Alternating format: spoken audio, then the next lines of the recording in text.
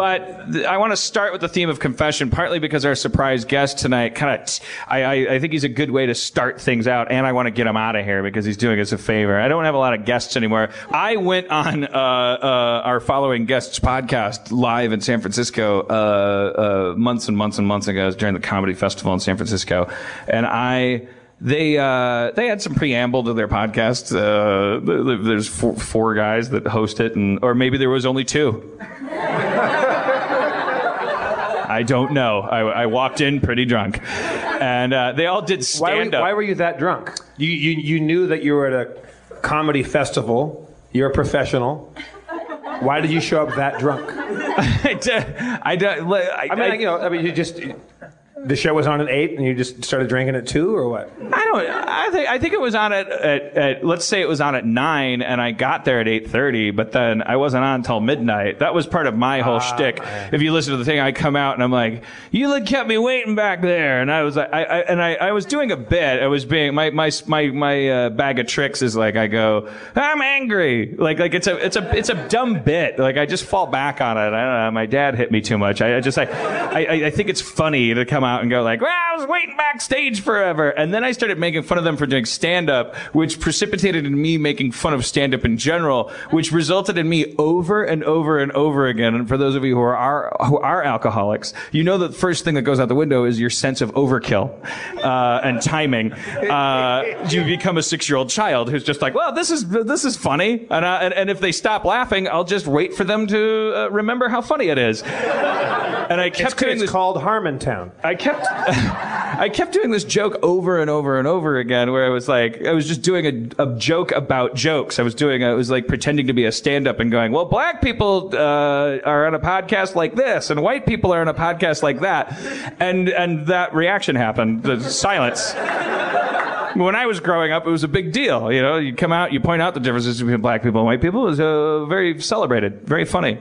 I picked the wrong decade to lampoon that, and I picked the wrong substance to lampoon it on, for all I know. But most of this is a blur to me. The important thing about tonight's story, before I bring him up, this is how I want to introduce him, because I barely know this guy. I was on his podcast once. I've met him twice.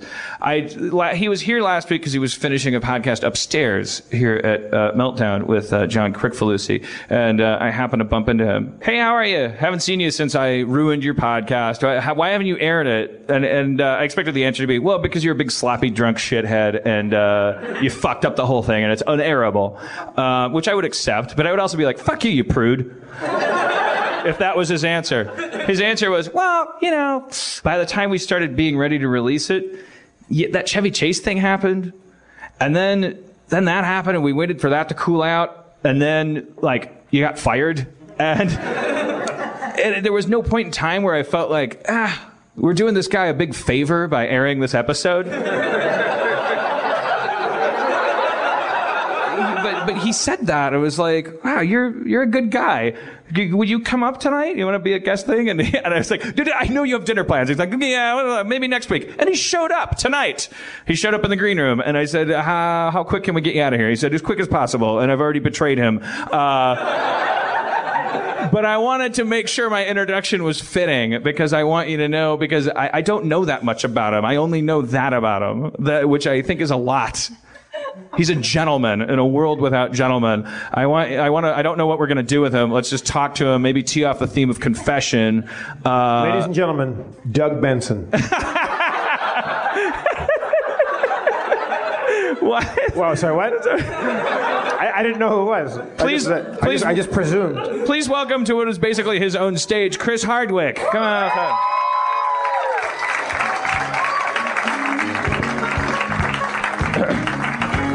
Hey, hello, Dan Harmon.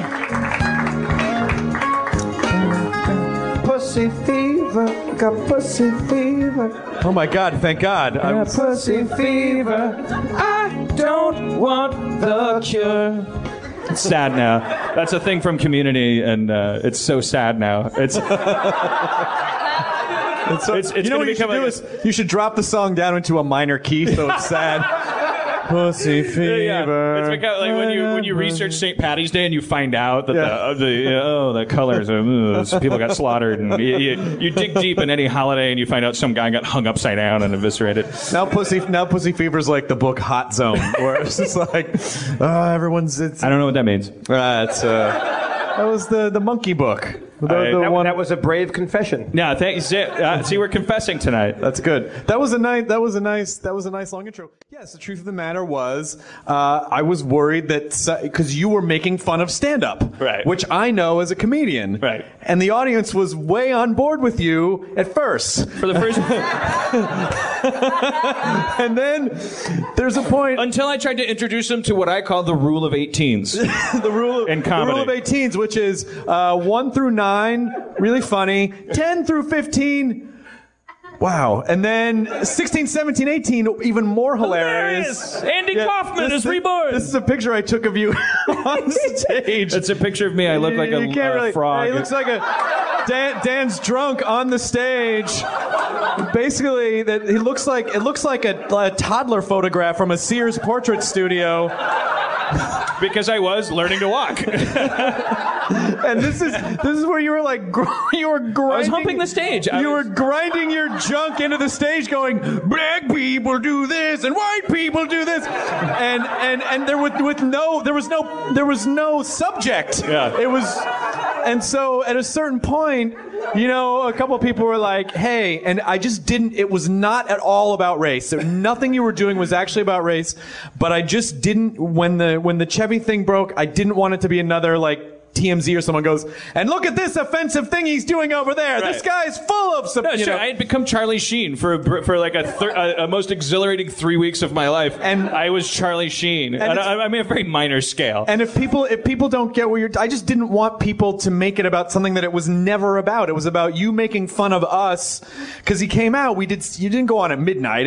But it wasn't early. And okay, maybe we have some contention here. Yeah, no, but it wasn't early. I think I was waiting back there long enough to drink 2 bottles of Grey Goose. It was That's how I measure time. I don't know.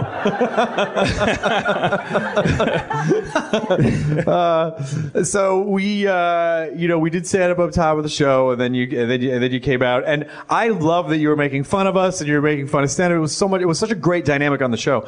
But we always want people to feel like fun and celebrated and positive and but supported. Also safe. And you just didn't want I just didn't want the wrong person to take something that they read in a headline out of context and say, "Oh, that Dan Harmon did this." And like, no, you weren't there. It wasn't about that at all. Right. And so that's all. It was just sort of that's what my story is. It doesn't even matter if you're right or wrong. The fact that that's the diamond loop you have in your eye when you're looking at anything makes you one of the last true gentlemen in a horrible wasteland. I mean, really, we're all eating each other. I mean, I would like to think I would also that thought would also cross my mind. Partly, I don't know, but I was just astounded. It was like I did not expect to hear that coming out of your mouth. I really don't know you, and for you to extend me that courtesy, I expected to see a guy ride by on a giant bicycle. I felt like we were in an era where you put your pinky out when you drink, and you put a cape over the thing. It was just like it seemed like second nature to you. Like, you had enough problems going on back then.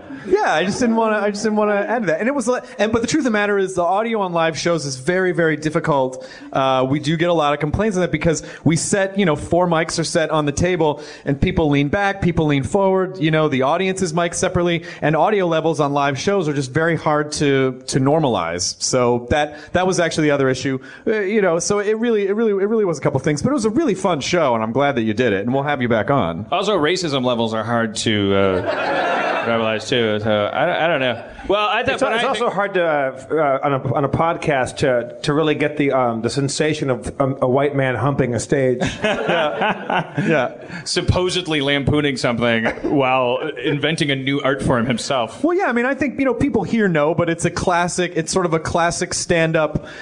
When you're making fun of stand-up comedy, you say things like, men and women are like this, and San Francisco and New York are like this, and right. Flying is like this, and black people do this. The Simpsons have the classic, oh, black people drive a car like this. Right. White people like. And beep, beep, beep, beep. classic's the important word. I was doing it 20 years after everyone already got the joke. Yeah. It's that one Simpsons episode where Homer's on the couch and he's watching. He's like, "It's true, we're so lame," or whatever. And it's like, and they made, so that is a classic stand-up, making fun of stand-up joke. But I just didn't want people to misconstrue what it was actually about. Well, I thought it was amazing. My philosophy is I got drunk, went on your show, and said stuff into a recorder. And also, I'm currently famous for playing a guy's voicemail into a thing. I don't think you can go ahead, let it loose. My deals are closed with CBS and Fox. My favorite part about how drunk you were is you came out. You're like, you would talk for a second. You were like, yeah, Heat Vision and Jack. I am so drunk, and it is your fault. It is your motherfucking fault that I am this drunk. I've been backstage for 5 hours. It wasn't really 5 hours, but it must have felt like. But I do have to apologize. We should not have all done stand up before you came out. We should have just brought you out. Well, you shouldn't have had Matt Myra headline. I just said that to get a laugh, and it didn't get a big enough laugh. It did.